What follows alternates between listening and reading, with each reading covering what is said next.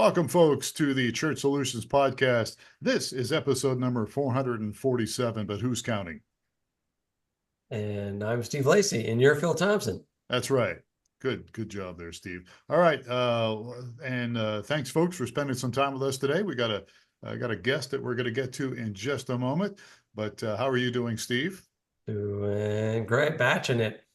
Yeah, your And wife left you again. she did. She left me again. So she is down in Mexico Down in Mexico. with the wife of one of the other teammates on our team here as well. So they are best buds. Yeah, and they're down in Rocky Point, which Yes. is not too far from here. What, 3.5 hours is it from It's Tucson? about 4 hours, I think. About 4 hours or so. I think I made it in 3.5, but who's counting again?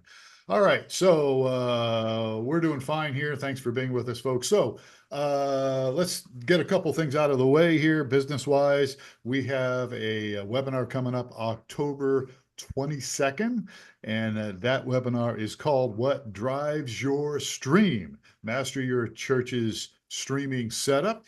And we're doing this in partnership with Stream Dudes. And so primarily this is going to be talking about streaming equipment. And so you can sign up at webinar.streamingchurch.tv. Sign up today. And as I said, it's October 22nd. It's 12 noon Eastern time. But sign up at webinar.streamingchurch.tv. Even if you don't plan to go, you could still sign up, because if you can't make it or something, or we'll just send you the copy.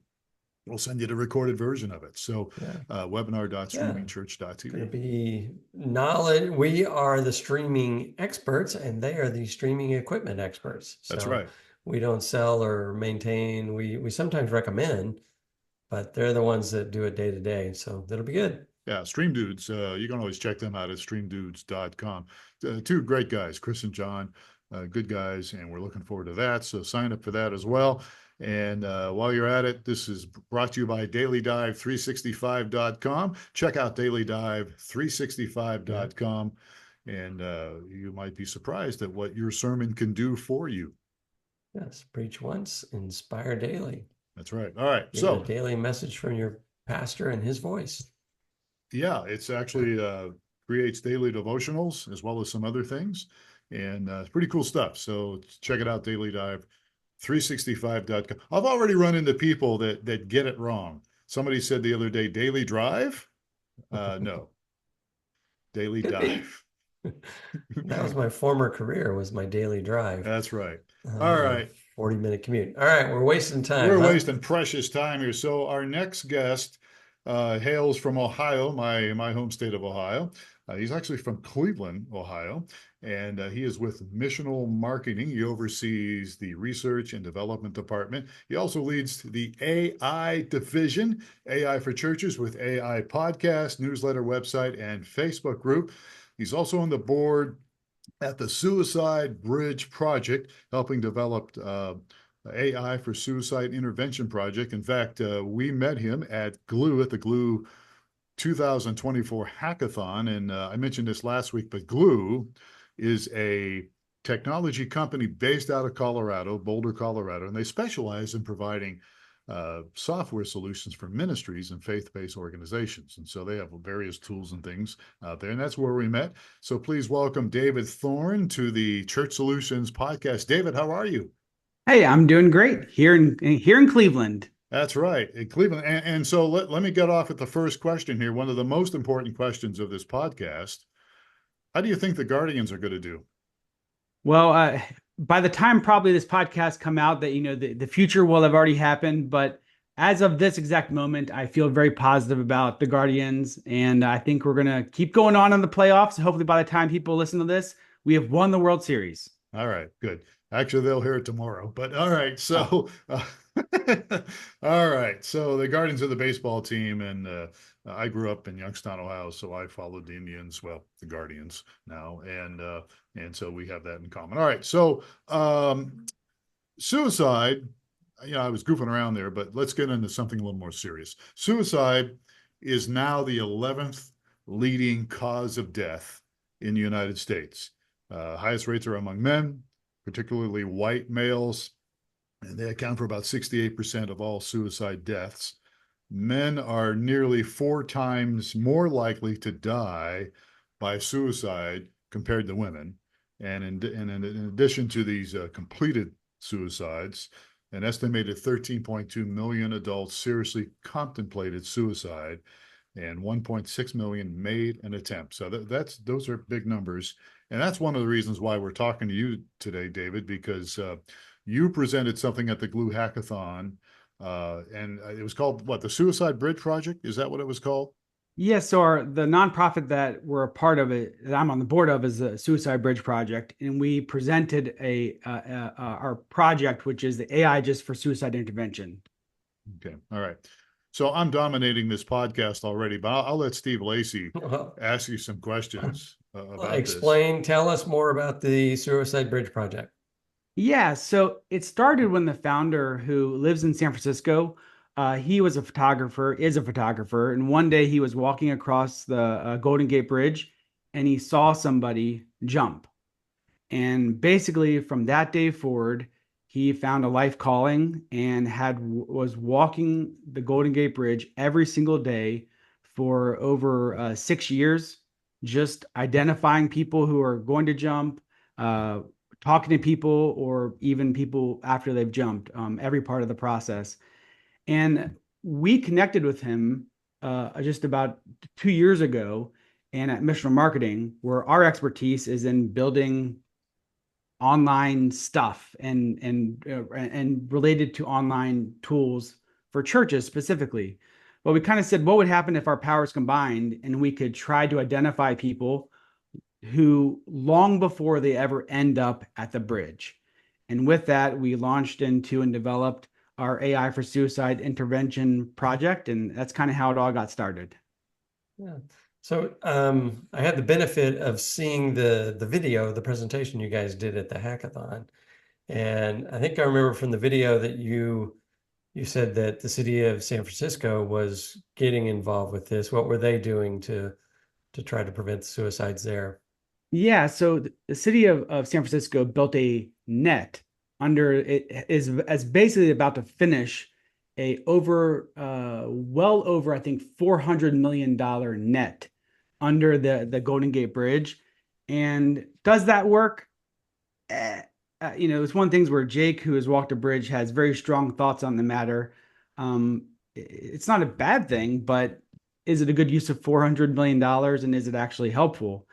And then where we kind of said, well, imagine if we could build an electronic net for a fraction of that cost, where we actually intersect with people's lives where they actually live, which is online and in the search bar. And when they're searching online for some of the most complicated search things that they could search for related to suicide terms, what would happen if we could create a safety net and intersect with their lives at that exact moment and speak to them and help them? Because I could see, I mean, even if this net was very successful, it's just going to drive the people to, well, okay, the bridge is out. Let's go find some other option, right? So I've actually, 100%. yeah. David, what sparked you to really get involved in this thing? I mean, do you have you obviously have a passion for it, but Yeah. you didn't have to be involved in this project. Why did you get involved in it? I I would say everyone who is involved in it has a personal story. My background is in church planting, and so over the years of being a part of being a pastor, I've walked with families who've lost loved ones. I've worked with people who've lost loved ones. I have family members who've struggled with suicide ideation and attempts. And so it's one of those things when you start talking about suicide, I don't know how many people aren't touched in some way when you bring up topics of suicide ideation, depression, attempts, and so on. And I'm the same way. So it matters to me, as I think it probably touches all of us in some way. Yeah. I think, yeah, just about everybody has. I have stories. I mean, actually, in my family, I have a nephew that I lost to suicide in his early 20s, right in that target audience. And I also have a friend who's not our close friend, but he actually, where I grew up, we have a bridge as well. that crosses our bayfront, and he actually jumped from the bridge, and he didn't pass away, but he was, it was severely affected him. Yeah. But yeah, so yeah, it's a very serious, very common issue. So you talked about the safety net where people are going online. So how does this thing, how does it work? How Yeah, so that's a great question. you're searching for, ways to, I don't know what you'd be searching for. And then Yeah. how does this project Yeah. intercept that person? How does that work? Yeah, great question. So, uh, I have to walk you through, kind of a few steps here is first knowing that uh, Google offers nonprofits and churches up to $10,000 a month using the Google Ad Grant. And so if a person is a, 501(c)(3) status, Google says you can have $10,000 a month in advertising on Google. Well, we said, well, we know a lot about that. So, what would happen if we built campaigns around all of the search words, including what we said is we kind of view it like there's a spectrum. There's a spectrum that's very, very close of keywords to people actually considering jumping. So, suicide by bridge, how do I dot dot dot. You go up the stream a little bit, you say maybe have emotions like I'm feeling depressed and sad. And so we said, what would happen if we built pages that are sensitively talk directly to that person and then use the Google Ad Grant to run ads to those pages? So in that way, we can intersect with people who are searching for very specific keywords in Google, and then they'll land on a page that is built to sensitively and directly speak to them, which does not exist anywhere else online, which is the greatest travesty of this whole thing. Is if you or I were struggling with anything along the spectrum and we searched in Google for help and we were desperate, there are basically no search results that would sensitively and directly speak to us as a human. They speak to hey, do you know a loved one who started, sure, those pages exist, but nothing will speak to you. So how do you speak to these people? Yeah, so that we the when someone lands on that page, that's where we kind of walk them through a traditional path where it says, "You're on the right page. Welcome. You've landed here. You are exactly where you need to be." And then it kind of walks them through. For example, if you search for depression, you say, "Well, here's a little bit about depression," and then here's where the AI technology comes in. And this is where the tool that we've built, we're deploying it on these pages first, but this tool can be deployed anywhere. So that's where the AI tool comes in. Is there's an AI tool we built on this page. It says, "Hey, are you struggling with depression? Or maybe is it something else? Share how you're feeling," right? There's a little text box, share how you're feeling, and we'll tell you what it is that you're going through. So a person, if you share, I'm struggling with blah, blah, blah, blah, that is built with AI technology that can identify if a person is at risk for suicide or not, along with identifying all kinds of other just sentiment, that whatever sentiment is in what they wrote, it identifies it. And the powerful thing about that is if a person is identified as being at risk for suicide, we can make something happen, as in we can bring up a text box that says, we suggest you do this. We've also built a chat bot that can talk to that person right in that moment. And there's all kinds of things we can do. But that technology is it's currently built there. But we're imagining and dreaming. Imagine if we could build that technology into doctors' offices, bring it into schools, employ it in workplaces, add it to social media platforms. We dream of a world where we can identify individuals who are at risk much earlier. It's just our what we call the get help pages is the first place we're deploying that technology. So you've got to obviously, I think, steer people to a resource, right?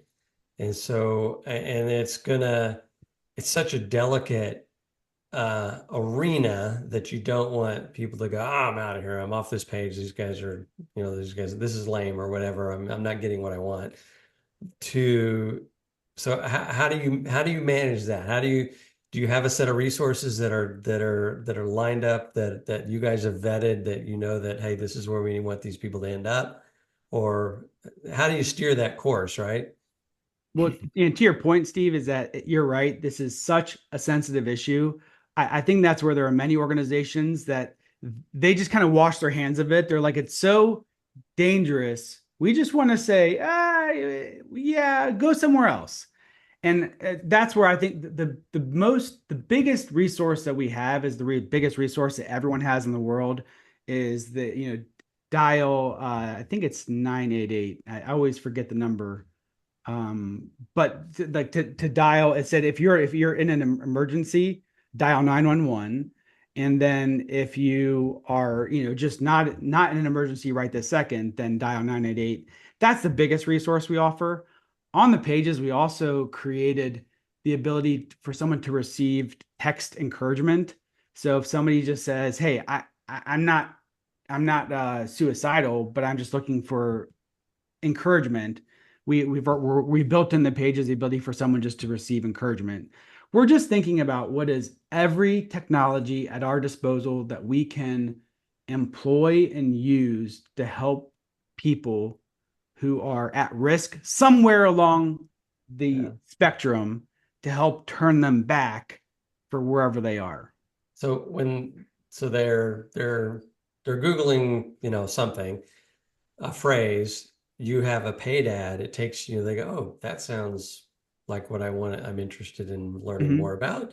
Yeah. It takes them to a page. Is it this page, is it primarily, you talked about the chat. I'm envisioning it's primarily chat, or because how are you getting feedback if it's not through chat from these people that are visiting the page? Well, it's one of the things where it's not about us, like different than a traditional environment where you're looking for a lead. In this way, the primary thing we're looking is just for somebody to, scroll, to interact with the page, to engage with the chat bot, to write in the box, the sentiment analysis section. It's just engagement with that page. And we've built the emotion pages in such a way that it's all about engagement. There's multiple things you can do. You can interact with, how are you feeling right now? There's a quiz you can take where we also identify, hey, if you're feeling angry, do you feel this a little bit, a lot, sometimes, all the time? And we actually created some PDFs where we kind of give you suggestions. Oh, if you're just struggling with this a little bit, we suggest you do these things. If you're struggling with a lot, okay, stop what you're doing. We suggest you call or text or message 988. And is that what, there's a suicide prevention line, right? Yep. Does that steer people? What's the relationship between the suicide prevention line and 988? That's the suicide and crisis lifeline is 988. That's Okay. Yeah. Okay. And so that's the national suicide, and we have no connection to that. And I mean, we don't own it. It's just, if you go to Google and start searching for stuff, that's the most, kind of like 911, 988 is for people who struggle with suicide ideation. So if anyone's listening to this and they are struggling with suicide ideation, you should know about 988. You can call or text it. Okay. This seems like a really good idea, but what are some of the challenges that you've come up against with this thing so far? Well, I'll tell you this. We brought in, I'll tell you, some of you guys should know about is we found this guy on Upwork who we were looking for an engineer who can train AI. And we met this guy in India who works for Google, and he's basically this genius AI related guy who is an expert in predictive AI engineering. And so I would say that, and he just said, this is my life passion. For the past month, he has almost worked around the clock training large language models on stuff related to AI in his spare time. And he's hardly sleeping. But the thing that's worth knowing is it is not cheap to train models on this stuff. We're getting proprietary data and we're training models on how to predict suicide behavior. And it is not an easy process. It is not a short process. It is definitely not an inexpensive process. And so that's why people don't do it, is because it's hard and expensive and takes a lot of time. And that's one thing is where Sanjeev is his name is just, he's a genius. He works for Google and is just so smart on this stuff. But our biggest challenge and our challenge moving forward is just understanding that we've only just begun and scratched the surface of where we can go and need to go. And those are the three main challenges: is it's expensive, it's not easy, and it takes a lot of time to do. So how's this effort funded? So right now, we have our main founder of the Suicide Bridge Project is funding our initial effort. Our other kind of key stakeholders, like Sanjeev himself, has not taken much money. Like he's basically saying, I'm offering all of my expertise in doing this for free. He spent hundreds of hours working on it. And then between the group of us, we've been funding and scraping together money to account for the training costs, which are a lot. And just as an example, I mean, you could spend well over $10,000 in a week on just training an AI model. Just kind of exciting thing that we're working on right now. Right now in our Get Help pages, it's just text, but we are ready to include pictures, audio, and video. And our goal is so a person will very soon be able to a full multimodal experience to be able to identify if a person is at risk for suicide ideation, which is super exciting. Yeah. From a technology standpoint, I mean, Google was there to provide answers, right? People go and they search and it forms up web pages and that sort of thing. And what you guys are doing is getting to the answers using AI to get to the real heartfelt need that people are looking for. So there's I mean, do you foresee that the search engines of the world will move towards this direction to give a much richer answer to people's questions? Or it's a complicated answer when you start talking about what Google will or won't do, because they really have a mind of their own. And that's some of those big companies, their number one thing is, how do we not get sued? While offering people well, we offer paying customers what they want while also not being sued. And so with sensitive issues like this, they really do try to distance themselves as much as possible. So it's one of those things where we have a team of just experts at Missional Marketing who all they do every day and all day are ride the whims of Google and figure out how to get around and navigate the nooks and crannies of what Google wants to succeed. And that's where we found things where sometimes we can't always go at something directly. We have to weave our way around it to get to what a person is searching for that Google is happy with. And we do that every single day. I think you're speaking for most businesses, churches, everybody out there, right? Right. But you can't just put the AdWord together because it may not fit, and it may not it may get rejected. We've run into that. We do these webinars. How innocent are these webinars coming up? And we had Phil, our distinguished host, blocked it was a couple of webinars ago where we were blocked like 6 times for an ad. It was on the Facebook side, it wasn't Google side. We couldn't figure it out. We're like, why are they blocking it? And they just kind of give us some general response. And anyway, we eventually try something different and then try something different. And anyway, and Finally, we got yeah, rid of my video, and they were like, okay, it's good now. yeah, Yeah. They just didn't but like my video. navigating that is tough. So where is this project at? Is it live? Is it in its infancy? Yeah. I mean, what are the funding prospects as well for, if everything's expensive and if it's funded by this photographer out of San Francisco, that's going to be it's not going to go very far, right? Yeah. So there's a few answers to that. One is the get help pages, which are the pages we talked about related to Google. Those are live.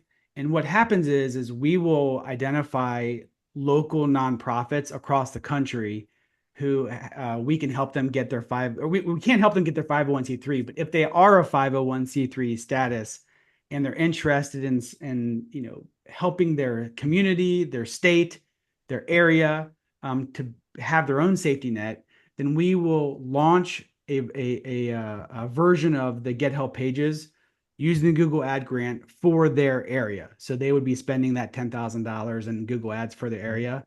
And so that's ready to be launched right this second. We just are, what we're going to do is we'll begin reaching out to nonprofits who are governments. I mean, anyone who just wants to say, I want to build a safety net online for my area. And then we're ready to launch that right this second. That includes churches, right? Yeah, churches can do that as well. I mean, like churches could also sponsor a safety net for their area as well. So yeah, 100% churches.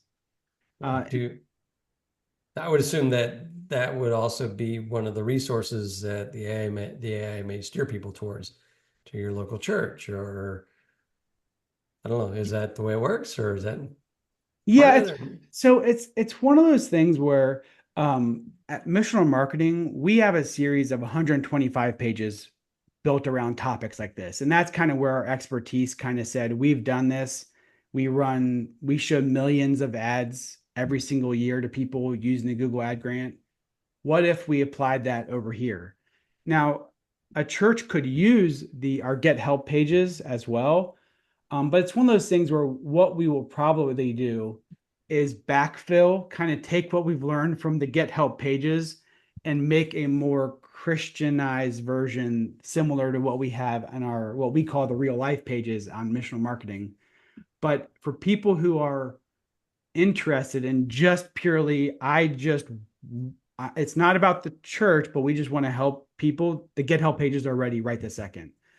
For the church specific ones, that's probably more on Missional Marketing side, the real life landing pages, that version over there. All right. So funding wise, you mentioned what's the funding picture look like? So that's the other thing we're working on right this second is we're nailing down the final details between the Suicide Bridge project and also the software company, Missional Software, who are working together for this project. We're nailing down some of those details so that we can talk to individuals who are either interested in funding us, like getting like a series, I think it's Series C funding, if they want to invest in the Suicide Bridge project, or if they just want to donate. So that's where, because it's both kind of for profit and nonprofit, a person could decide to donate, or they can decide to invest and eventually get money back from their investment. And so we're basically in the final stages of talking with our lawyers to nail that down specifically, so that when people give money, they can figure out which way they want to go. So if I'm investing, how do I get where do the proceeds come back? It's not a business selling a good, right, that's making a profit, explain that part of it. Yeah, sure. So with that bot, like that, when I mentioned the fully multimodal thing, that can be deployed anywhere. So eventually that could be offered to a school and the school could pay for it. Okay, gotcha. offered to a doctor's office or doctor system or a work system, and it's deployed within Slack or deployed for parents and is built within a social media app. So those are places where eventually somebody could recoup money.